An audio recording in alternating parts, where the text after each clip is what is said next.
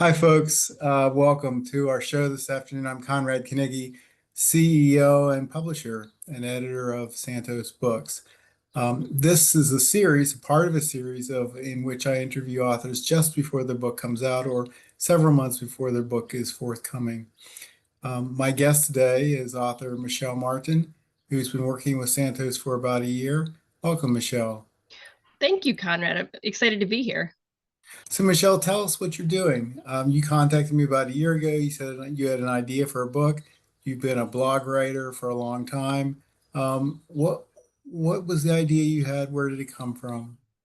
Well, I don't know if I would say I'm a blog writer. It's more social media. Facebook is my medium. Um, so I'm sorry, can you repeat the question? Yeah, where did the idea for this particular book come from? Go ahead. Sure, yes. I got married in 2016, and the first 3 years of marriage was just wonderful. Everything went as we'd expected. But then from 2019 to 2023, it was like one life-altering event after the other. I was totaling it. I think it's about 8 events, and I maybe chose two of those life-altering events to have a child and to move houses, but the other six were just they came out of nowhere and they happened Mm. to us.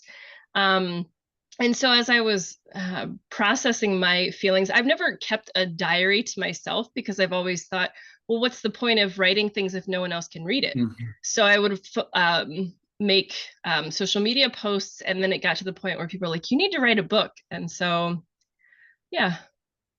So, Michelle, what do you think was behind the encouragement of you need to write a book? What were people connecting with in your story, in your writing, that was causing them to say that, do you think? I think because I was able to take really hard events and make it like talk about them in ways that people understood. Like I wasn't super theological in my writings. I was extremely raw and wrote about it in ways that people were like, okay, even if that event never happened to me, I can understand that I can empathize it. Mhm. So people just said that a lot of people could learn from what I was going through. So you said you're not theological and yet you're a Christian. So how did your faith inform what you wrote, or how did you connect your faith with what you wrote, Michelle? So I think a lot of times I I like to look at it as I talk face to face with Jesus. I don't want it to look like I'm just talking at him or talking to someone who I don't really think is there. I picture myself talking to Jesus, Hmm. and it's real and it's raw, and I don't use, Sunday school language. I use whatever I'm thinking, because if I'm thinking it, he already knows it. So why don't Hmm. I just say it? So I think it's an approachable way of showing my faith.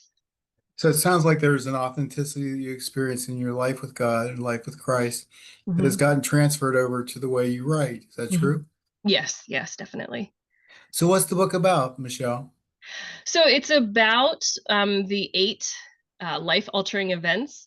And so the first half of the book is kind of my backstory. And you were mentioning authenticity, and a big piece to why I'm so authentic is because I feel like I have no choice. I was born with Hmm. with a hydrocephalus, and which is water on the brain, and it developed, or a mild case of cerebral palsy developed, and so I I have to be authentic. I can't hide my physical uniqueness. So I talk about that. I talk about my upbringing, and then that leads into the back half where I talk about the life altering events. The last chapter is about how I've come to terms with everything and how I've slowly been able to move forward in life. Did anything surprise you, emerge from your writing that you didn't see coming as you were thinking about writing the book? Either another life-altering event or a way of thinking about that event differently, or how did you experience writing the book, Michelle? I think one of the things that was both healing and revelatory is it helped me look at myself, who I was as a child, who I was as a Mm. teenager and a young adult, and then to where I am middle age. And I would say growing up, I didn't have much grace with myself. I think I had a Mhm. lot of shame and I berated myself for who I was. But I think this writing process allowed me to have a lot of grace and compassion. on myself, and that was really surprising and I think definitely healing. So, Michelle, I've talked with a number of our authors who are about twice your age or more, who've written their memoir, and they're saying they couldn't have written that particular memoir without having been at the age they are. You're much younger than them. What's the value you found in writing your book now at this stage? And maybe there are more books to come, but in writing, taking time to write this down now, what's the value of that for you, Michelle? Honestly, I feel like I could have probably written a lot of this book maybe even 5 years ago. So I don't think age has a whole lot to do with it. I mean, I think it's better late than never, and it's wonderful that the other authors were able to get their memoir out. But I feel like um, any author at any age would have things to offer. Mhm. Um, I mean, I have some things to offer in the sense of my physical uniqueness. People have told me that I look at the world in a way that they've never thought of before, and it shows them a new perspective.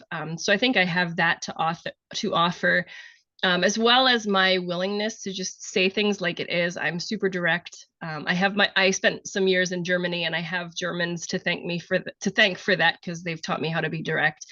So I think I have a unique style. That yeah might not that people around here might not have.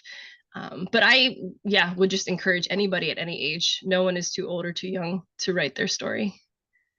Does the book have a title, Michelle? Yes, it's called Embracing Small Beginnings: My Journey from Chaos to Clarity. Wonderful. And you are nearly finished or finished, correct? Yes, I'm finished. So it'll be forthcoming for our listeners sometime later this summer, early fall. Hmm. Now you had a group of folks reading with you. What was that like? What was the value of that group for you, Michelle? Oh, the writing group. Yeah. Oh, yes. Definitely super early on in the process when I had first met with you, and I had so many things running around in my head. What exactly was I going to focus on? And to your point, you said there might be another book in me, and that could very well be true. But the writers group was so helpful in that we can submit a piece and sit in the hot seat, and then have the other writers bring feedback, encouragement, mild criticisms, whatever. And I just remember the one session I submitted something, and I forget, one of the other writers just asked a very poignant question that all of a sudden just had all the pieces line up in my head. And I said, oh my goodness, I know exactly how the book is going to look, what steps it's going to take. And from that point on, I felt like the book was pretty much written. So that was in August, and I wrapped up Mm. edits in April. So it went really fast. It really did. So what Michelle's referring to is a group of folks who are writing with Santos Books who meet every week, Monday evenings, 7 to 8 p.m. Eastern time. It's voluntary. Some people come, some people go, some people stay, some people don't. But it's a way to get feedback on what you're writing, and that's what Michelle is referring to. Michelle, anything else you'd like to offer? Maybe there's a question you wanted to answer or that I didn't ask. Anything Mm, else? I'm trying to think. I just want to express a huge thank you for allowing me to work with you and the publishing company. And if you feel like you have a story, anybody listening, please write it. You do have a story, and it is worth telling. Mhm. I think another thing I learned is that everybody has a voice, and writing this book has allowed me to write uninterrupted. As an introvert, I'm used to being interrupted or talked over at times, but this book is like, wait, now it's my turn to talk, and the reader has to listen. I mean, they can put it down if they want to, but um, Sure. it just felt really good to be able to say what I wanted to without any pushback. I love that. It's kind of a promotion of Yeah. why we tell our stories. Introverts, extroverts, whatever we are. Yes. Michelle, thank you. Thanks for joining me today. Thanks for joining Santos Books with your book, and I look forward to it coming out. Thanks so much, Conrad. I really appreciate you. All right.